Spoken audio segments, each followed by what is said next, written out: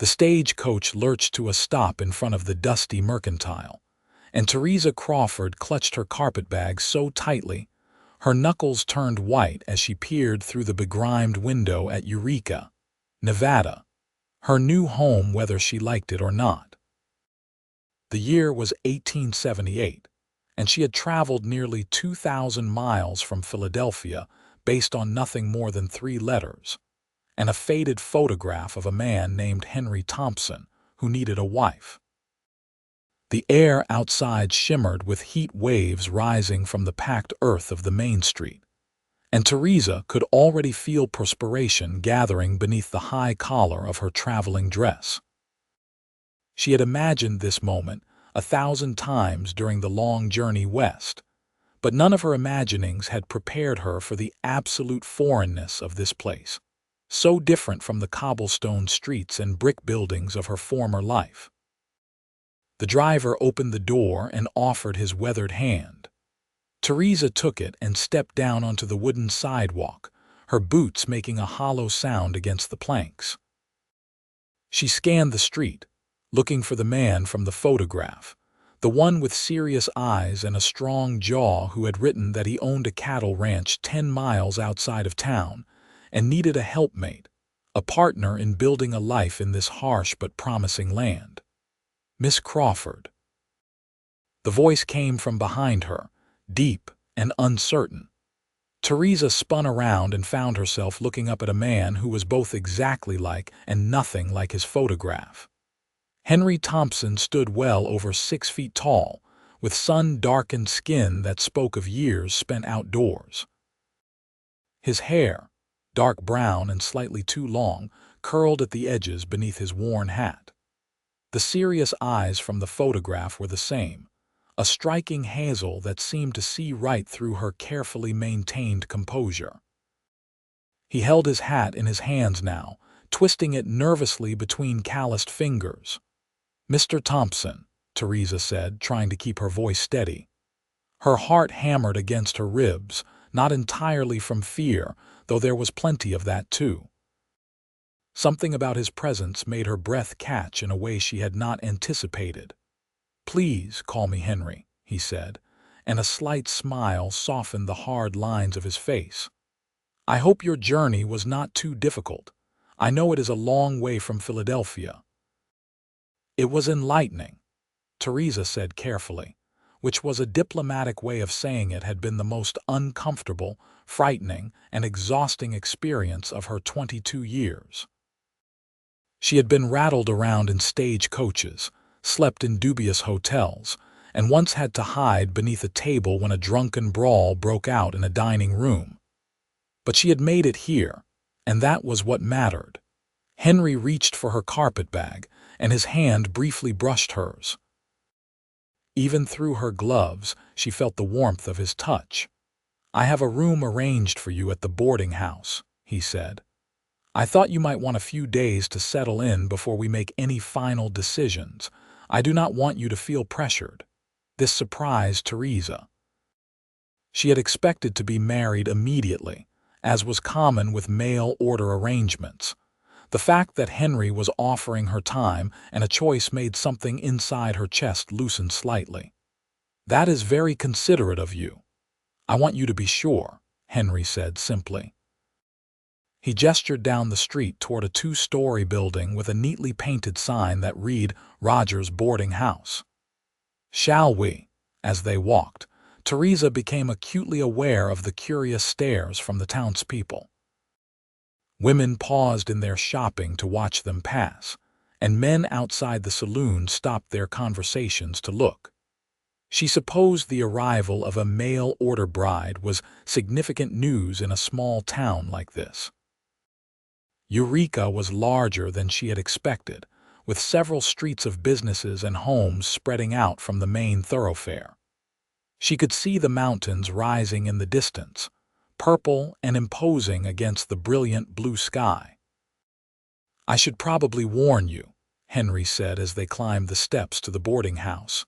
"People here talk. By tomorrow morning, everyone in town will know you have arrived and will have formed opinions about you, me, and our arrangement." I am accustomed to gossip, Theresa said, though the gossip in Philadelphia had driven her to make this desperate choice. She pushed that thought away. This was a new beginning, and she would not let the past poison it. The boarding house was run by a woman named Martha Rogers, a widow of about 50 with kind eyes and capable hands. She showed Theresa to a small but clean room on the second floor with a window overlooking the street. Henry set down her carpetbag and stood awkwardly in the doorway. "I will come by tomorrow morning," he said. "If you would like, I can show you the ranch. I want you to see what kind of life I am offering before you make any decisions." Theresa nodded, suddenly too tired to speak. The reality of what she had done was settling over her like a heavy blanket. She had traveled across the country to marry a stranger, to live in a place she had never seen, to build a life that bore no resemblance to anything she had known before. After Henry left, Theresa sat on the edge of the narrow bed and let herself cry, just for a few minutes. Then she washed her face in the basin, unpacked her few belongings, and tried to prepare herself for whatever came next. Sleep came fitfully that night. The sounds of Eureka were different from Philadelphia, with less traffic noise but more natural sounds. The wind howling around the buildings, the occasional bark of a dog, the distant sound of someone playing a fiddle in one of the saloons. Theresa lay in the darkness and wondered if she had made a terrible mistake. Morning came too soon. Theresa dressed in one of her simpler dresses, knowing instinctively that the fine clothes she had brought from Philadelphia would be impractical here. She was just pinning up her hair when she heard a knock at the door. Henry stood in the hallway, holding his hat again.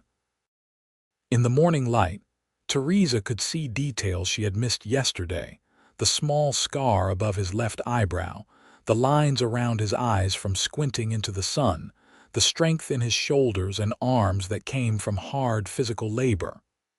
"Good morning," he said. "I hope you slept well." "Well enough," Theresa lied. "I am ready to see your ranch."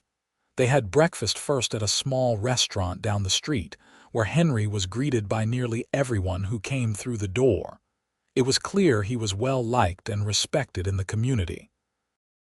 He introduced Theresa to so many people that she quickly lost track of names, though she tried to commit faces to memory. The ride out to the ranch took about an hour. Henry drove a sturdy wagon pulled by 2 bay horses, and he kept up a steady stream of conversation, pointing out landmarks and explaining the geography of the area. Eureka sat in a valley surrounded by mountains, and the discovery of silver in the nearby hills had brought a rush of people in recent years. Henry explained that he raised cattle rather than pursuing mining, preferring the steady if difficult work of ranching to the uncertainty of striking it rich. "My father started this ranch 20 years ago," Henry said as they turned onto a dusty track that led up into the foothills. "He passed 2 years ago, left it to me. I have been running it alone since then, with the help of a few hired men during roundup and branding season." "I am sorry about your father," Theresa said. "He was a good man," Henry said simply. "He would have liked you, I think." "You do not know anything about me," Theresa said before she could stop herself. "Not really, I could be anyone." Henry was quiet for a moment, guiding the horses around a rocky outcropping. "I know you are brave enough to travel across the country to start a new life. I know you are honest enough to write the truth in your letters rather than pretty lies. That is enough for me." Theresa felt heat rise in her cheeks. The truth was, there was one significant thing she had not mentioned in her letters, and it weighed on her conscience like a stone. She opened her mouth to speak, to confess, but then the ranch came into view and the words died in her throat. It was not a grand place, but it was beautiful in its own rugged way. A sturdy house built of wood and stone sat nestled against a hillside, with a barn and several outbuildings nearby. A creek ran through the property, lined with cottonwood trees that provided blessed shade. Beyond the immediate buildings, the land rolled away in golden hills dotted with grazing cattle. "It is not much," Henry said, and Theresa could hear the uncertainty in his voice. "But it is mine, free and clear. The house needs work. I am not much for domestic matters. That is part of why I need a wife." This was it, Theresa realized. This was the moment she needed to tell him the truth. She took a deep breath and turned to face him. "Henry, there is something I need to tell you, something I should have mentioned in my letters." He looked at her with those serious hazel eyes, and she could not read his expression. "All right." "I cannot cook or sew," Theresa said in a rush. "I mean, I can boil water and make tea, but I cannot prepare a proper meal. I never learned, and my sewing is atrocious.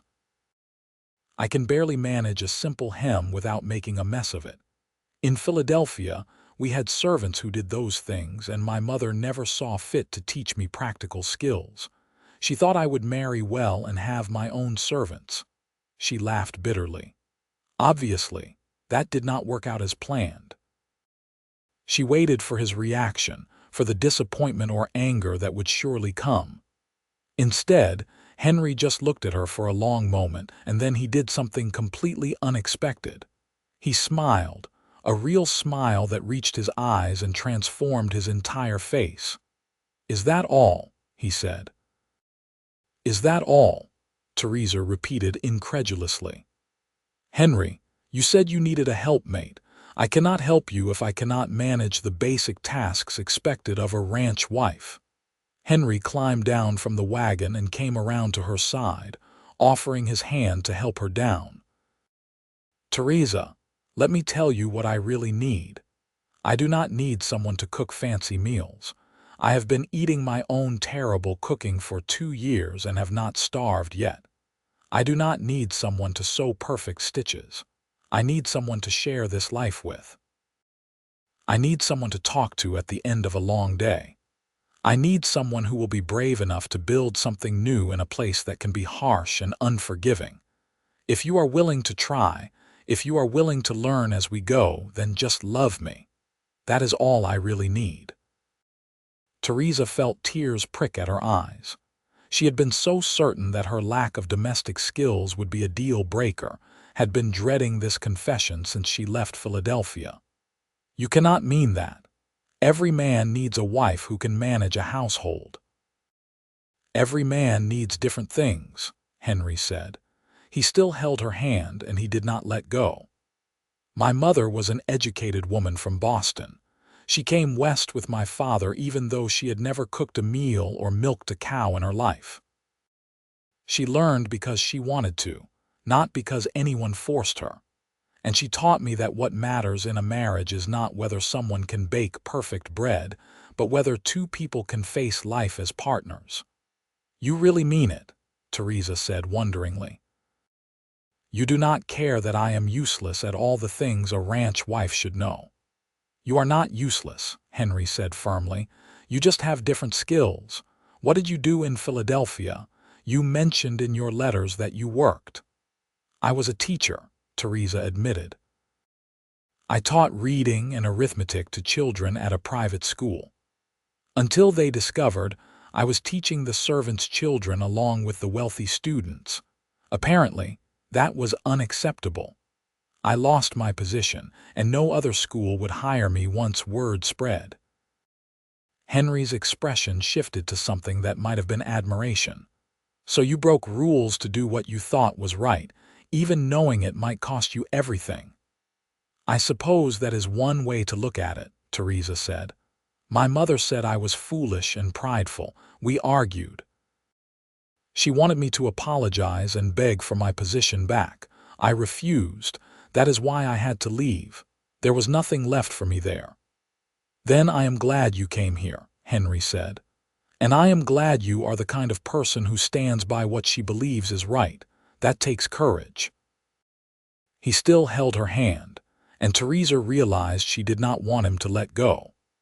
There was something solid and real about Henry Thompson that she had never encountered in the men she had known back east.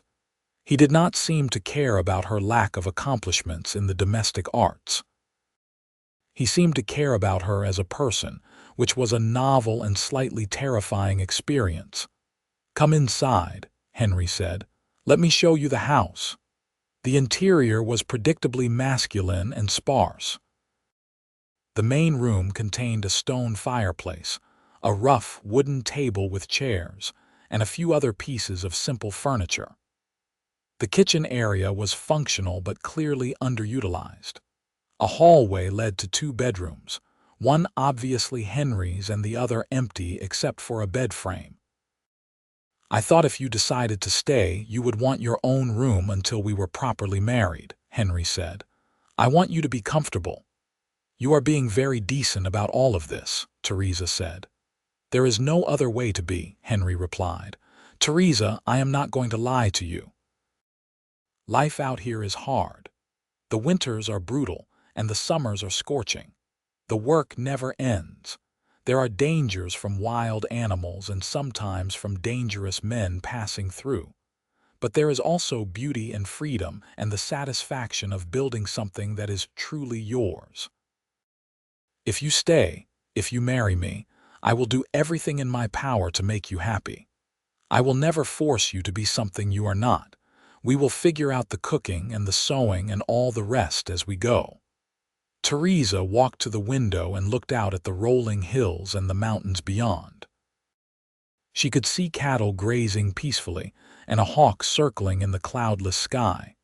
It was so different from Philadelphia, so vast and wild and full of possibility. She thought about going back, about returning to a city where she had no prospects and a family that disapproved of her. She thought about the alternative, staying here with this man who seemed to accept her exactly as she was. "I want to try," she said, turning back to face Henry. "I want to stay and see if we can make this work." The relief on Henry's face was palpable. "You are sure?" "I do not want you to feel obligated." "I am sure," Theresa said, and as she spoke the words, she realized they were true. There was something about Henry, about this place, that called to something deep inside her. Maybe it was foolish to trust a feeling, but she had already taken the biggest risk of her life by coming here. What was one more leap of faith? "Then we should go back to town and arrange for the wedding," Henry said. "Unless you want to wait." "There is no point in waiting," Theresa said practically. "I have already made my decision." They were married 3 days later by the circuit preacher in a simple ceremony at the church in Eureka. Martha Rogers and the owner of the mercantile stood as witnesses. Theresa wore the best dress she had brought from Philadelphia, a deep blue silk that seemed absurdly fancy for the rough little church, but she wanted to look nice for this moment that would change the rest of her life. Henry wore a clean shirt and a vest, and he had trimmed his hair. When he took her hand and spoke his vows, his voice was steady and sure.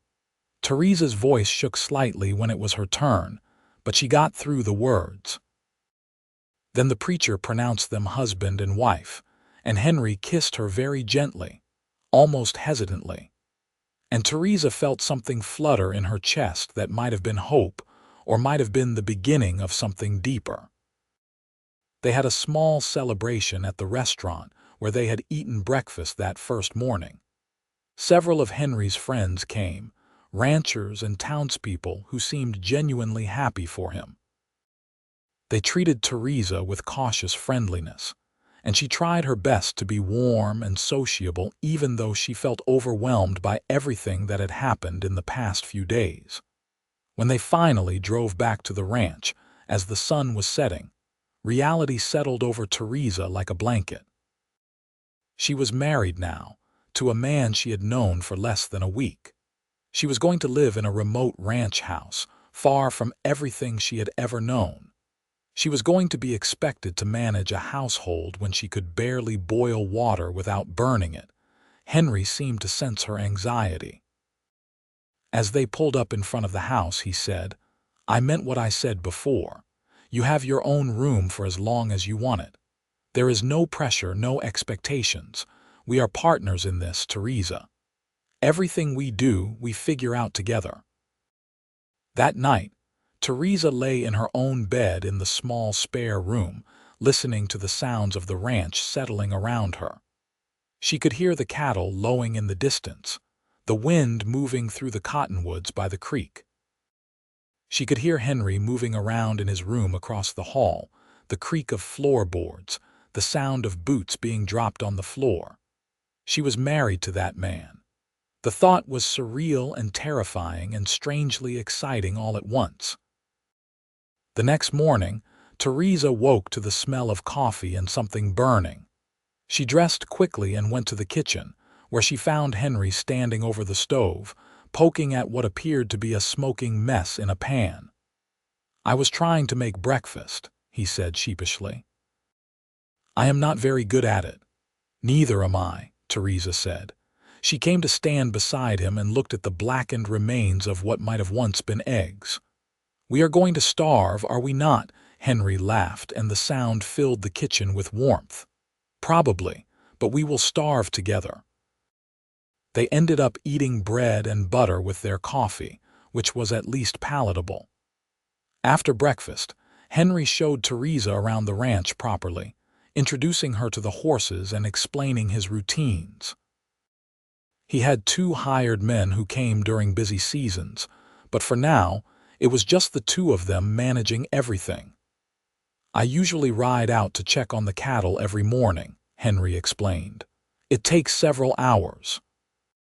I need to make sure they have water, watch for any that are sick or injured, and keep an eye out for predators." "Can I come with you?" Theresa asked impulsively. Henry looked surprised. "Do you ride?" "I did when I was younger," Theresa said. "We had a country house where I learned. I am not expert, but I can manage." "Then I would be glad for the company," Henry said. He saddled 2 horses, a large buckskin for himself and a smaller mare for Theresa. It took Theresa a few minutes to remember how to mount properly in her long skirt, but she managed it, and soon they were riding out across the golden hills. The morning was beautiful, cool and clear, with the promise of heat to come later. Henry pointed out the boundaries of his property and showed her where the cattle tended to gather. As they rode, they talked, sharing stories from their pasts, learning about each other in a way that letters could never convey.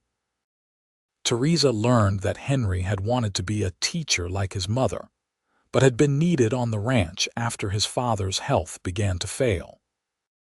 She told him about her childhood in Philadelphia, about her father who had died when she was 15, about her mother who had never understood her and her desire to do something meaningful with her life. "You miss it?" Henry asked as they paused on a hilltop overlooking the ranch. "The city, your old life," Theresa considered this. "I miss some things. I miss having friends, people I could talk to about books and ideas. I miss concerts and theaters, though I did not go often. But I do not miss the constraints, the constant judgment, the feeling that I was always being watched and found wanting." "You can be whoever you want to be out here," Henry said. "That is what I love about this place. No one cares about your family name or your connections. They care about what kind of person you are, what kind of neighbor you are. What kind of wife I am," Theresa added. "That too," Henry agreed. "But you get to decide what that means. You do not have to fit some mold of what a ranch wife should be. We make our own rules here." Over the following weeks, Theresa and Henry settled into a rhythm of life together. They learned each other's habits and preferences, found ways to divide the work that played to their strengths. Theresa discovered that while she could not cook elaborate meals, she could learn to make simple stews and roasts that were at least edible.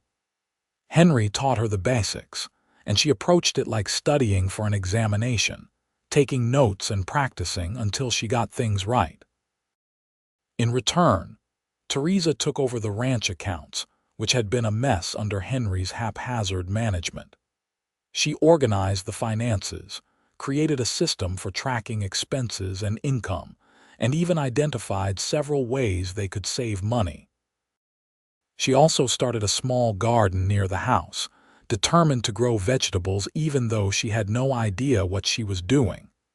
She asked for advice from Martha Rogers and the other ranch wives she met in town, and slowly, tentatively, she began to build friendships in this strange new place. But the best part of those early weeks was discovering Henry himself. He was nothing like the men she had known in Philadelphia. He was quiet and thoughtful, with a dry sense of humor that caught her by surprise. He treated her with a respect and consideration she had never experienced before. He asked her opinion on decisions about the ranch, listened when she talked about her ideas, and never made her feel foolish or inadequate. And he was patient about the physical side of their marriage. True to his word, he never pressured her, never assumed or demanded. They had kissed a few times, sweet, gentle kisses that left Theresa wanting more but unsure how to ask for it.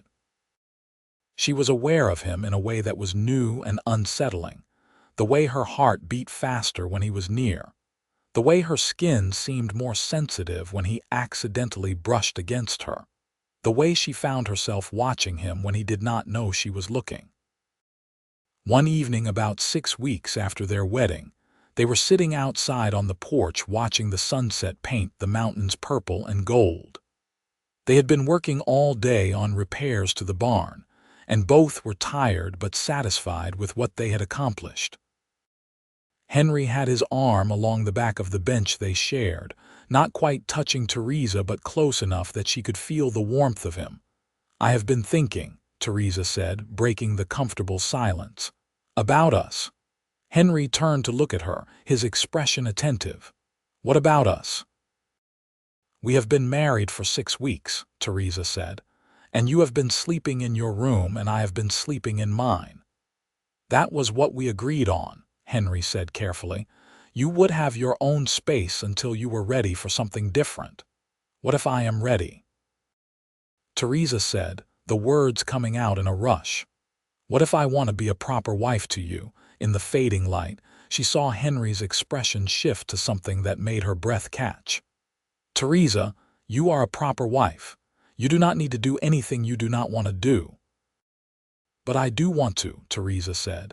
She turned to face him fully, her hands twisting in her lap.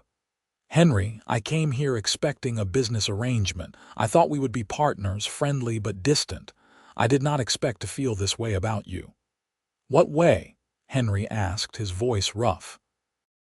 "Like when you are not around, I am waiting for you to come back," Theresa said. "Like when you smile at me, the whole world gets brighter. Like I want to know everything about you, every thought and memory and dream. Is that strange? Are we not supposed to feel this way in an arranged marriage?" Henry reached for her hand, lacing his fingers through hers. "There are no rules about how we are supposed to feel, but Theresa, I need you to know something. I have been feeling that way since the day you arrived. I looked at you standing there in your fine dress, looking so out of place and so scared but trying to be brave, and something in me just knew. This was the woman I had been waiting for." "Why did you not say anything?" Theresa asked. "I did not want to push you," Henry said. "You had already given up so much, come so far. I wanted to give you time to be sure." "I am sure," Theresa said. She leaned closer, close enough to see the flecks of gold in his hazel eyes. "I am completely sure." Henry cupped her face in his hands and kissed her, and this time there was nothing hesitant or gentle about it. This kiss was hungry and passionate, full of all the longing that had been building between them for weeks. Theresa kissed him back with equal fervor, her hands gripping his shoulders, her whole body coming alive in a way she had never experienced before.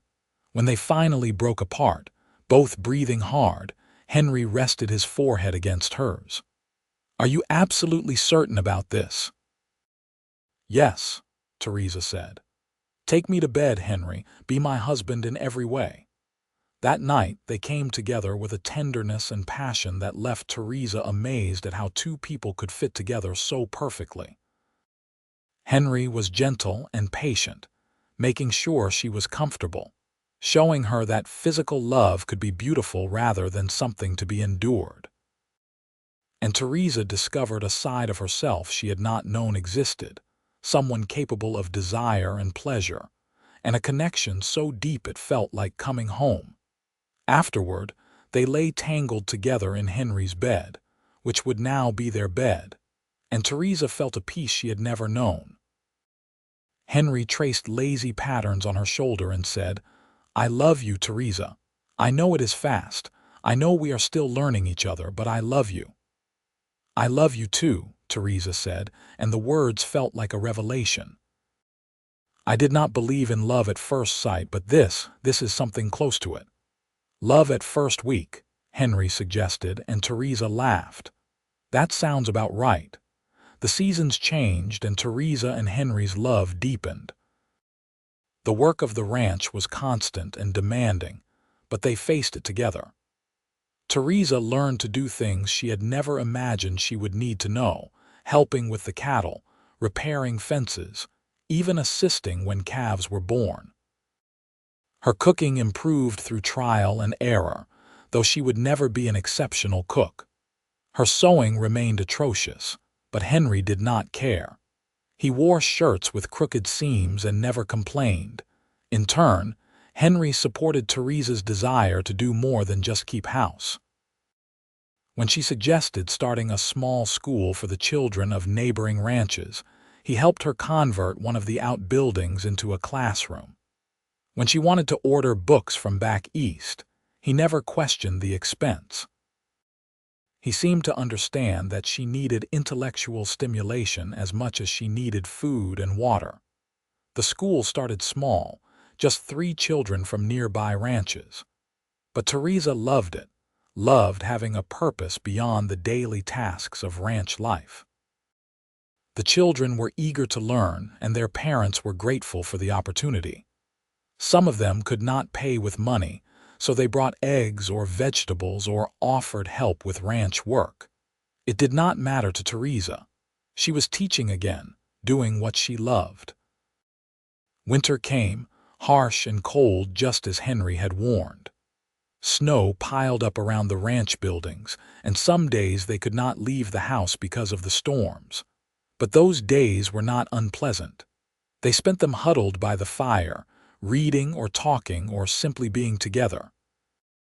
Henry taught Theresa to play poker, and she taught him to play chess. They made love in the afternoon while snow fell outside their window, and Theresa thought she had never been happier. One morning in late February, Theresa woke feeling queasy.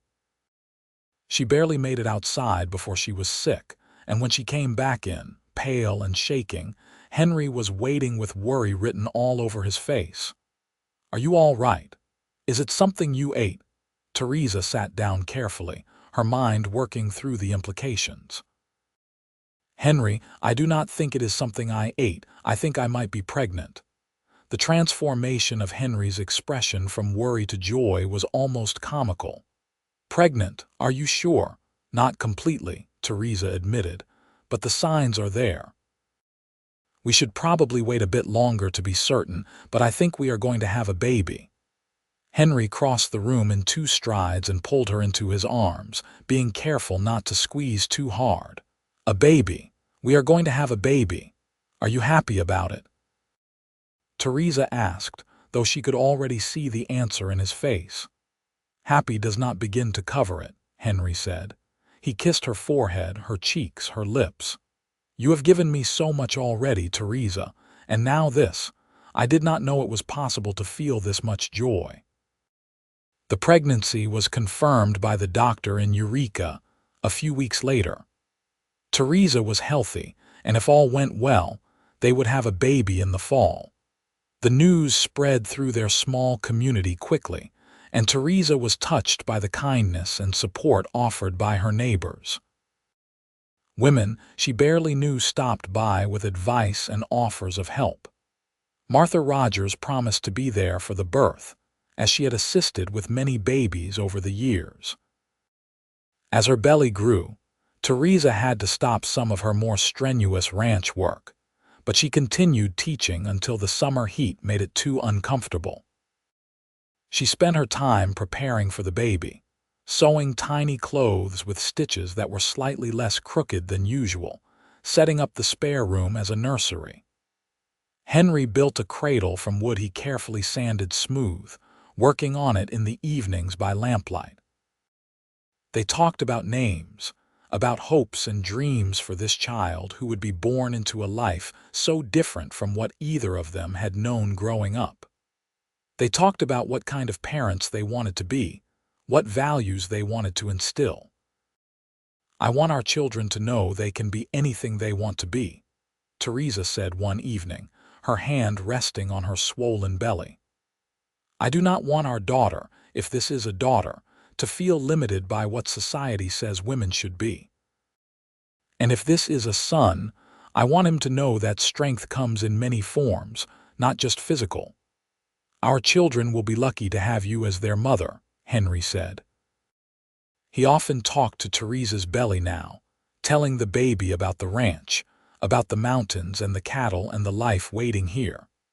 In September, on a warm afternoon when the leaves on the cottonwoods were just starting to turn gold, Theresa's labor began. It was long and difficult, lasting through the night and into the next day. Martha Rogers stayed with her the whole time, offering encouragement and guidance while Henry paced outside, unable to sit still despite Martha's assurances that everything was progressing normally.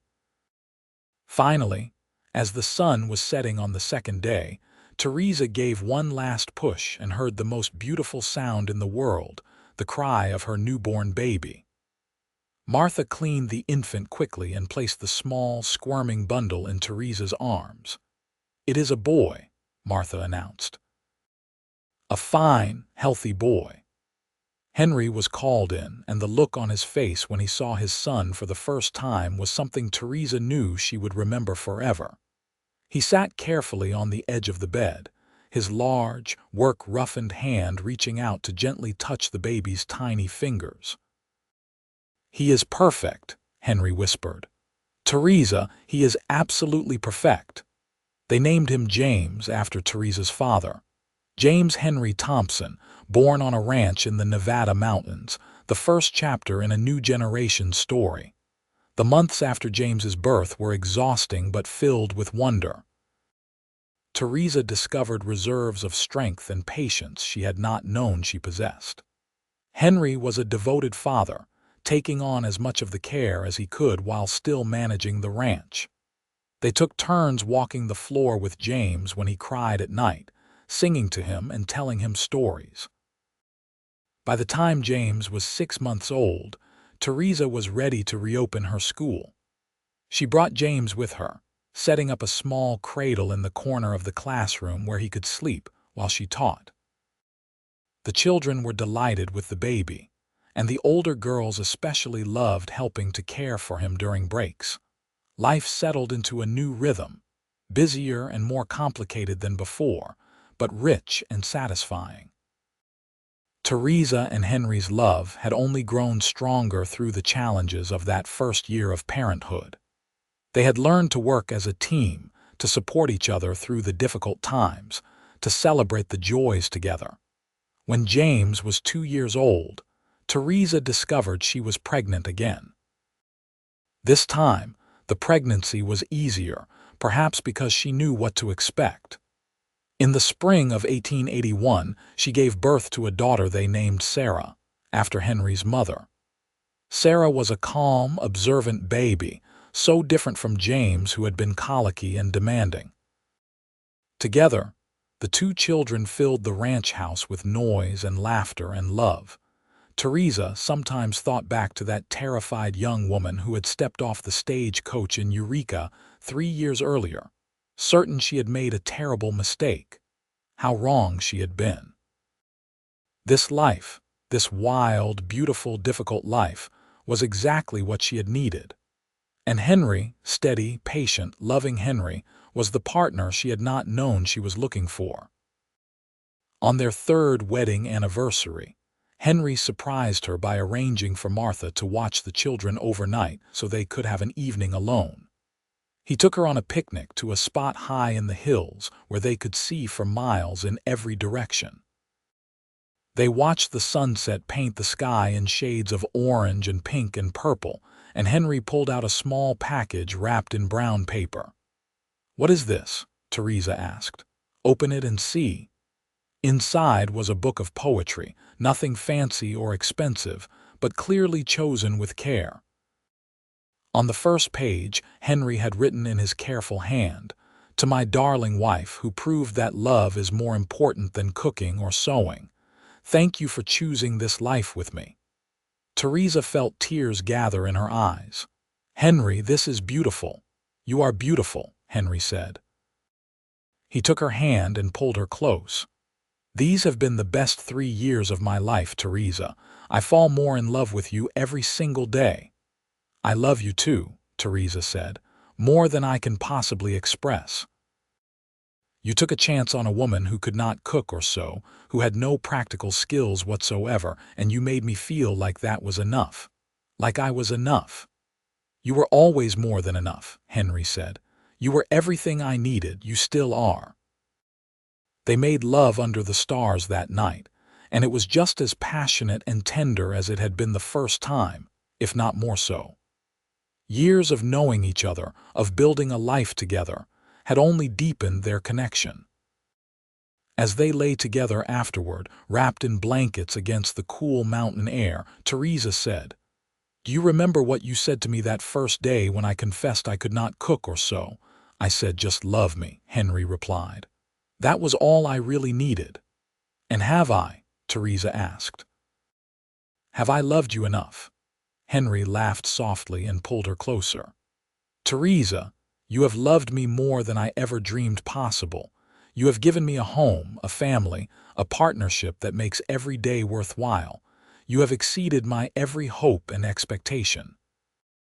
"Good," Theresa said, smiling against his chest, "because you have done the same for me." The years continued to pass, bringing both joys and challenges. The ranch prospered under their joint management. Henry's knowledge of cattle and land combined with Theresa's organizational skills and business sense made them a formidable team. They expanded their herd, bought additional land, and built a reputation for raising quality stock. Theresa's school grew as well. By the time James was old enough to attend, she had a dozen regular students and occasionally had to turn children away for lack of space. Some of the older boys only came during the winter months when they were not needed for ranch work, but Theresa taught them anyway, adapting her lessons to fit their irregular attendance.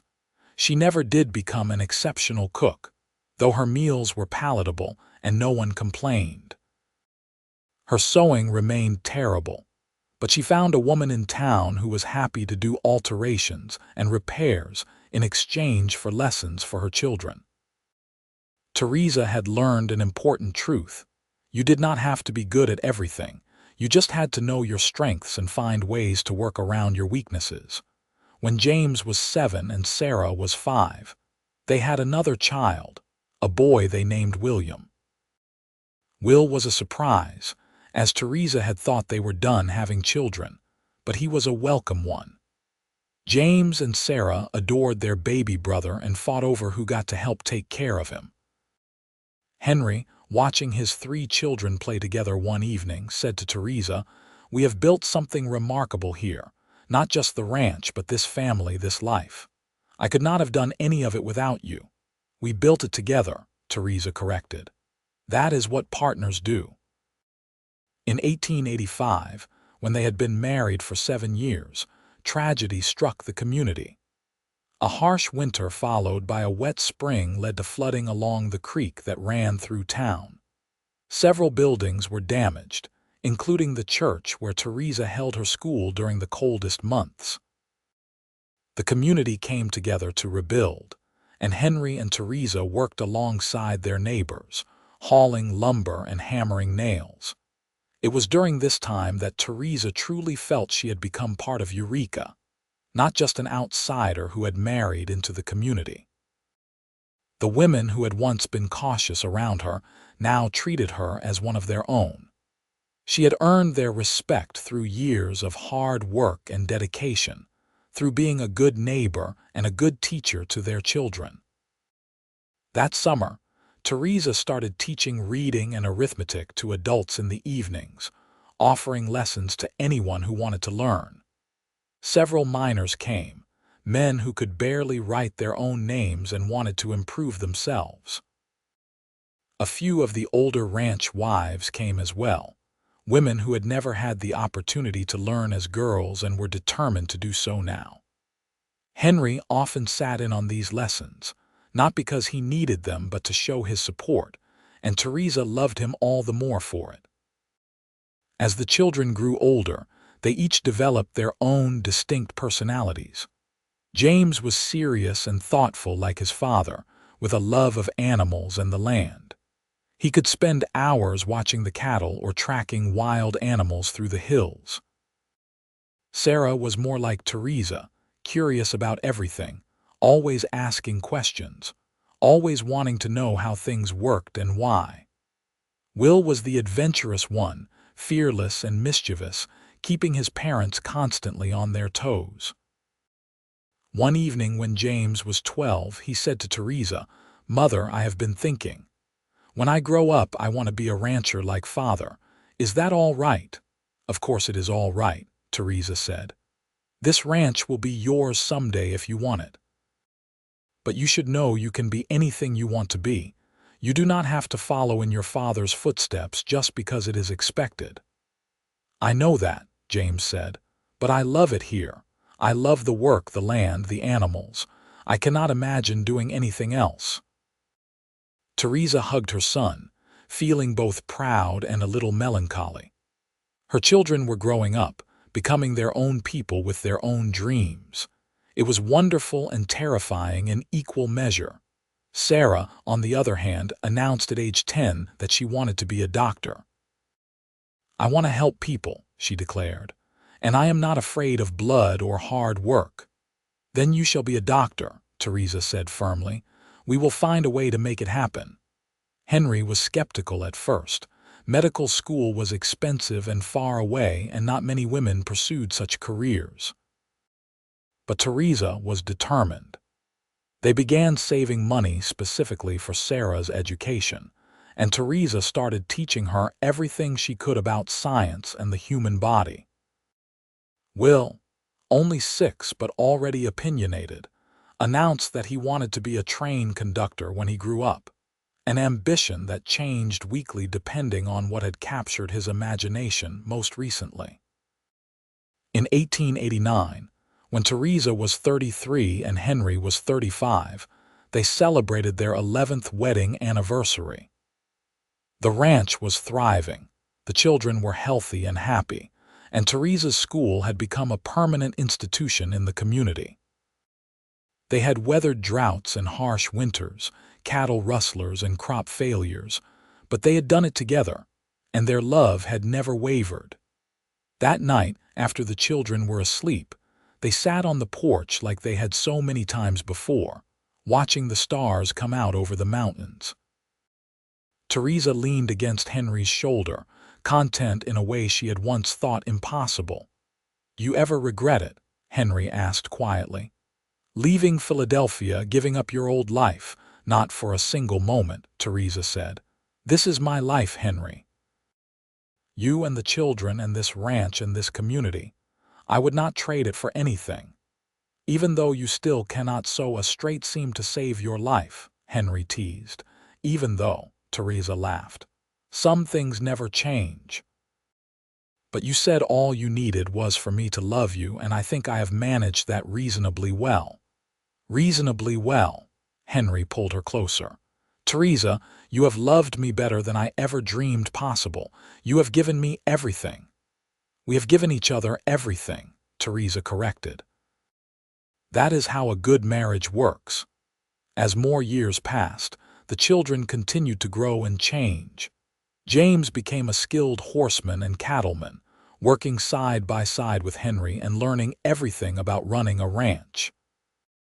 Sarah pursued her dream of becoming a doctor with single-minded determination, studying every medical text Theresa could acquire for her. Will remained unpredictable and adventurous, though as he grew older, he developed a talent for fixing things, spending hours taking apart and reassembling anything mechanical he could get his hands on. In 1892, when James was 15, he fell in love for the first time with the daughter of a neighboring rancher. Henry and Theresa watched with amusement and a touch of nostalgia as their son experienced all the awkwardness and excitement of young love. Were we ever that young? Theresa asked Henry one evening after James had returned from visiting the girl, looking dazed and happy. "We were," Henry said, "though I think we felt ancient even then with all the weight of our decisions on our shoulders." "I suppose that is true," Theresa agreed, "but we were lucky. We took a chance on each other, and it worked out better than either of us could have hoped. The luckiest day of my life was when you stepped off that stagecoach," Henry said. He had told her this many times over the years, but it never failed to warm her heart. "The luckiest day of my life was when you said all you needed was for me to love you," Theresa replied. "You took away all my fears about not being good enough, about not fitting the mold of what a ranch wife should be. You let me be myself." In 1895, when they had been married 17 years, Sarah left for medical school in San Francisco. It was a bittersweet moment. Theresa was immensely proud of her daughter's accomplishments and determination, but the house felt empty without Sarah's constant questions and observations. They received letters regularly, and Sarah came home during breaks, full of stories about her studies and her experiences in the city. James, now 18, had become Henry's full partner in running the ranch. He had grown into a fine young man, hard-working and honest, with his father's quiet strength and his mother's intelligence.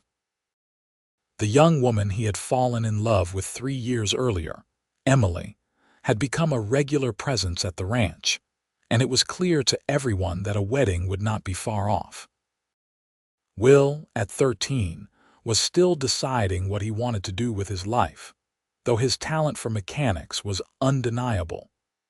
Henry had started teaching him about maintaining farm equipment, and Will had proven to have an instinctive understanding of how machines worked.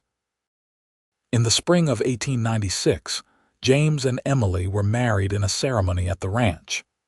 Theresa watched her firstborn son exchange vows, and she could not help but think back to her own wedding day 18 years earlier. She had been so uncertain then, so scared of making a mistake. But looking at Henry standing beside her, at their 3 children, at the life they had built together, she knew that coming to Eureka had been the best decision she had ever made. After the wedding, as the guests were celebrating, Henry pulled Theresa away from the crowd and led her to their special spot on the hillside where they had picnicked on their anniversary years ago. "What are we doing here?" Theresa asked, laughing. "I wanted a moment alone with my wife," Henry said. "Away from the noise and the crowd, just the 2 of us." They sat together looking out at the ranch spread below them, the house and barn and outbuildings, the cattle grazing in the distance, the cottonwoods along the creek. It had changed so much since Theresa first saw it, expanded and improved, but the essential beauty of the place remained the same. "We have done well, haven't we?" Theresa said softly. "We have done more than well," Henry replied. "We have built a life worth living. We have raised good children who will go out and make their own marks on the world. We have been partners in every sense of the word, and through it all, we have loved each other." "I am glad you put that advertisement in the paper," Theresa said. "I am glad I was brave enough to answer it." "I am glad you cannot cook or sew," Henry said with a grin. "Because if you had been a traditional ranch wife, you might have been too busy with domestic duties to build your school, to teach all those children, to be the remarkable woman you are." "You are the only person who has ever made me feel like being myself was enough," Theresa said. "Thank you for that, Henry. Thank you for seeing me, for accepting me, for loving me exactly as I am." "It was the easiest thing I ever did," Henry said. He kissed her, slow and sweet, a kiss that held 18 years of love and partnership and shared experience. As they sat there watching the sun set over the mountains, Theresa felt a deep sense of contentment and gratitude. Her life had not turned out anything like she had expected when she was a young woman in Philadelphia. It had been harder in many ways, more physically demanding, more uncertain.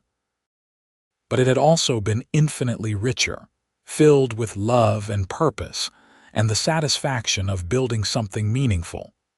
The years continued to flow by like water in the creek, steady and unstoppable. Sarah graduated from medical school and opened a practice in Eureka, becoming the first female doctor in the region. She treated miners and ranchers, farmers and townspeople, earning respect through her skill and dedication.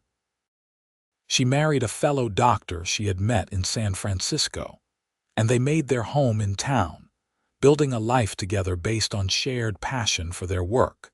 James and Emily took over more and more of the ranch operations as Henry grew older and slower. They had 3 children of their own, expanding the family and filling the ranch house with a new generation's laughter. Theresa loved being a grandmother, spoiling her grandchildren in ways she had never indulged her own children, telling them stories and teaching them to read. Will eventually left Eureka to pursue his interest in mechanics, moving to Carson City, where he opened a shop repairing wagons and farm equipment. He too married, a bright young woman who shared his love of figuring out how things worked. He visited the ranch regularly, bringing new inventions and ideas, always tinkering with something.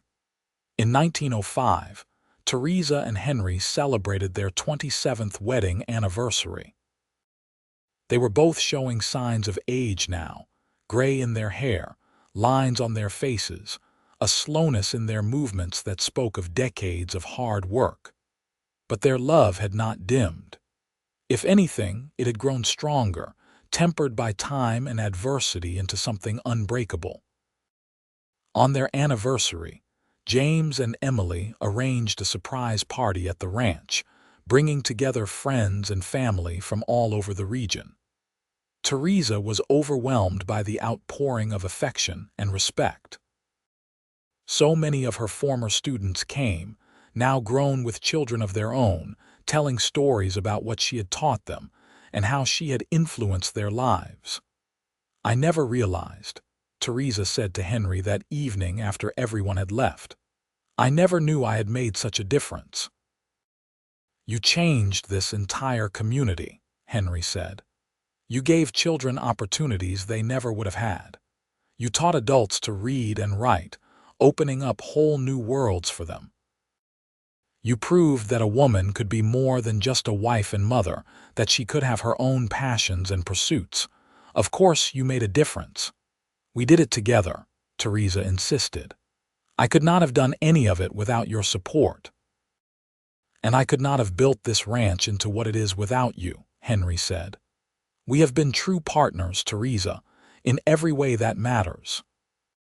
As they grew older, they began to slow down, letting James and Emily take on more responsibility, spending more time simply enjoying each other's company and watching their grandchildren grow. They took walks along the creek, sat on the porch in the evenings, read books together by the fire in winter. The passionate intensity of young love had mellowed into something deeper and more comfortable, but no less precious. In 1910, Henry fell ill with a respiratory ailment that left him weak and struggling to breathe. Sarah came immediately, but even her medical skill could do only so much. For weeks, Theresa sat by Henry's bedside, holding his hand, talking to him about their life together, reminding him of all the moments they had shared. "You remember," she said one evening, when I confessed I could not cook or sew, and I was so sure you would send me back to Philadelphia. Henry smiled weakly. How could I forget? You looked so terrified, like you were confessing to murder rather than lacking domestic skills. And you said all you needed was for me to love you, Theresa continued, tears streaming down her face. That was the moment I knew I could love you, Henry. That was the moment everything changed. I meant it, Henry said, his voice thin but firm. I still mean it. Your love has been the greatest gift of my life, Theresa. Everything else, the ranch, the children, all of it, that was just bonus. But your love, that was the foundation everything else was built on. I do love you, Theresa said fiercely. I love you so much it terrifies me. I cannot imagine a world without you in it. You are strong, Henry said. You have always been stronger than you knew, and you will not be alone. You have our children, our grandchildren, this whole community that loves you. Promise me you will keep living, keep teaching, keep being the remarkable woman you are. I promise, Theresa whispered, though the words felt like broken glass in her throat. Henry rallied for a time, and they had a few more weeks together. But in the early hours of a cold November morning, with Theresa holding his hand and their children gathered around his bed, Henry Thompson took his last breath. He was 56 years old, and he had lived a good life filled with love and purpose. The funeral was one of the largest Eureka had ever seen. People came from all over the region to pay their respects to a man who had been a good neighbor, a fair businessman, and a devoted husband and father. Theresa stood at the graveside, supported by her children, and said goodbye to the man who had taken a chance on a mail-order bride who could not cook or sew, who had seen past her limitations to the person she really was, who had loved her unconditionally for 32 years. The months after Henry's death were the hardest of Theresa's life. She had known grief before when her father died, when she lost her position in Philadelphia, but this was different. This was the loss of her partner, her best friend, the love of her life. The ranch felt empty without him, even though it was full of family. The bed felt cold even though the nights were not. Everything reminded her of him, every corner of the house, every view from the windows, every ordinary moment of every ordinary day. But she had made him a promise, and she intended to keep it. She continued teaching, finding solace in the classroom, in the eager faces of children hungry for knowledge. She spent time with her grandchildren, passing on stories about their grandfather, making sure they knew what a remarkable man he had been. She leaned on her children, accepting their love and support even as she tried to remain strong for them. Sarah worried about her the most. "Mother, you need to take care of yourself. You are not eating enough, you are not sleeping." "I am managing," Theresa insisted. "I just need time." "Time helps," Sarah agreed. "But you need to let yourself grieve too. You do not have to be strong all the time." One evening, about 6 months after Henry's death, Theresa went to their spot on the hillside, the place where they had shared so many important moments.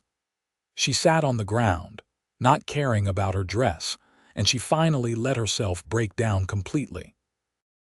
She cried for everything she had lost, for all the years they would not have together, for the loneliness that stretched ahead of her.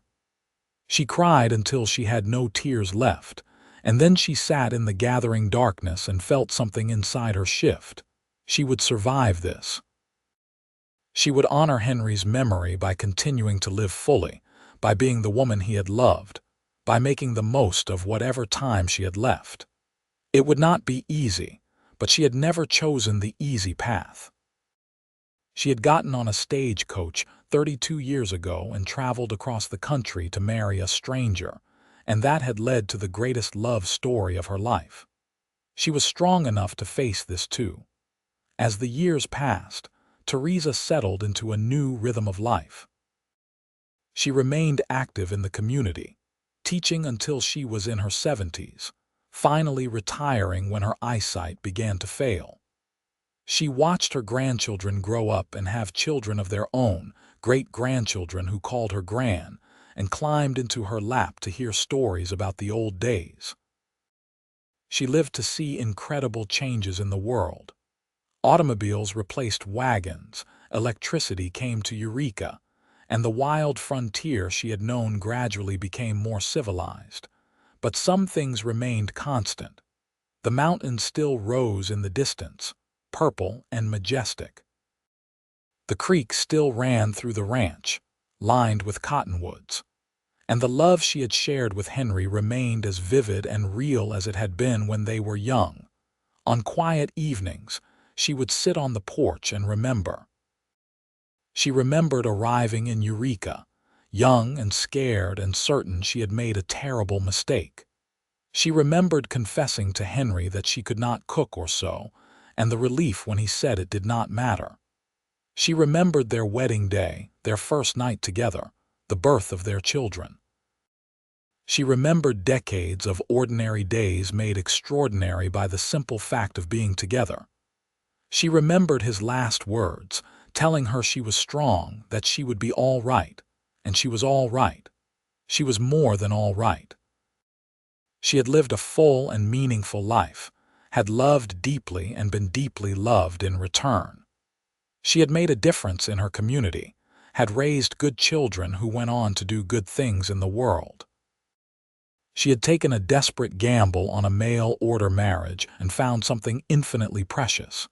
In the spring of 1920, at the age of 64, Theresa became ill. It was Sarah who treated her, sitting at her mother's bedside much as Theresa had once sat at Henry's. The whole family came to say goodbye, children and grandchildren and great-grandchildren, filling the ranch house with love and tears and memories. On her last evening, with the sun setting over the mountains she had grown to love so dearly, Theresa looked at Sarah and said, "I am ready. I have had a good life, a full life, and I am ready to see your father again." "He will be waiting for you," Sarah said, tears streaming down her face. "He loved you so much, Mother. We all love you so much." "I know," Theresa said peacefully, "and I have loved you all.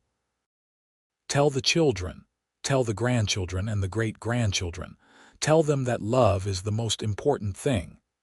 Not cooking or sewing or any of the things society says you should be good at. Just love. That is what their great-grandfather taught me, and it is the truest thing I ever learned." As darkness fell and the stars came out over the Nevada mountains, Theresa Crawford Thompson closed her eyes for the last time. Her last thought was of Henry, of the day he had looked at her and said all he needed was for her to love him. She had done that, had loved him with everything she had, and it had been enough. It had been more than enough. It had been everything. The ranch continued for generations after that, passed down through the family, a testament to what two people had built together. The story of Theresa and Henry became part of family lore, told and retold to each new generation. The mail-order bride who could not cook or sew, and the cowboy who said all he needed was her love. It was a simple story in many ways, but it was also the story of how two imperfect people had found each other in an imperfect world and created something beautiful together, something that lasted long after they were gone.